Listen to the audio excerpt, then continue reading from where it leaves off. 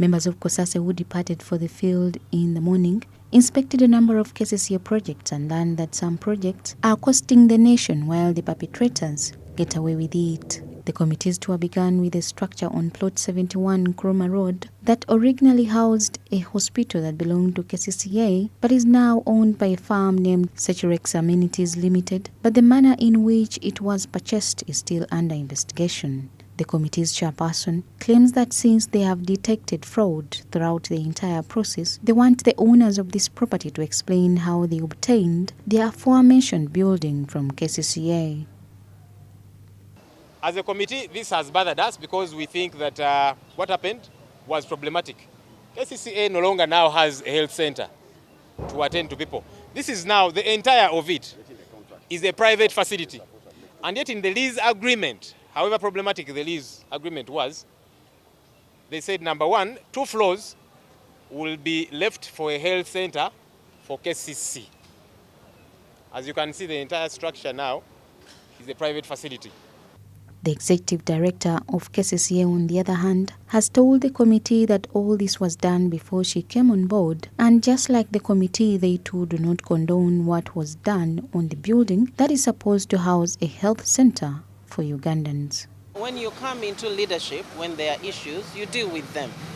And my predecessor is the one who started this forensic audit, and the Auditor General has revealed several facts upon which even Cosase is building on. So we must uncover the rot which is there and put the city in order. We cannot condone a fraud, we cannot condone something which is not right.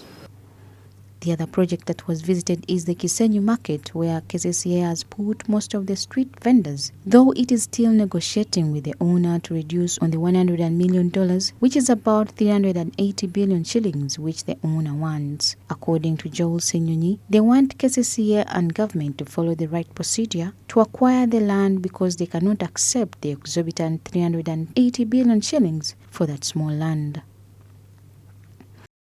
And we hear the negotiations that are ongoing between Kcca and the owner, Bosco Muwonge, is asking for $100 million for the 10 acres. That's 38 billion, meaning he wants 38 billion per acre. We are saying, no, that is not acceptable.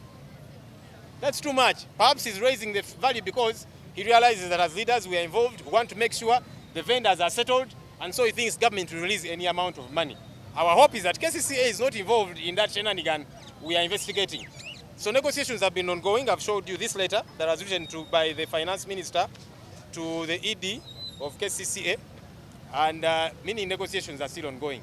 But we are telling Kcca, whatever you do it within the law. Procurement regulations and all of that should be done the right way. But number two, there are people who are saying Bosco Muwonge is not the owner of this land. And so they are challenging that. And here is that letter. So we are telling Kcca, the second thing you should do, apart from making sure you don't buy at that astronomical amount of money.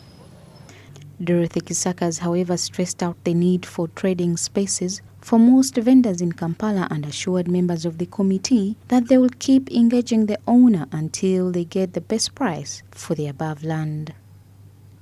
The biggest problem in the city right now is trading spaces. Do our people have places to trade? So when we decongest the streets, we must find a place for them to go. So is the land available? Yes. Is the seller willing? Yes. Is the price agreeable? Not yet. So that's where we are. The issue is that the trading space must be got and we settle our vendors. So there is no debate about that. We are agreed with the parliamentarians. With regard to value, government has processes of determining value, and government wants value for money. So we cannot buy something which is exorbitantly priced.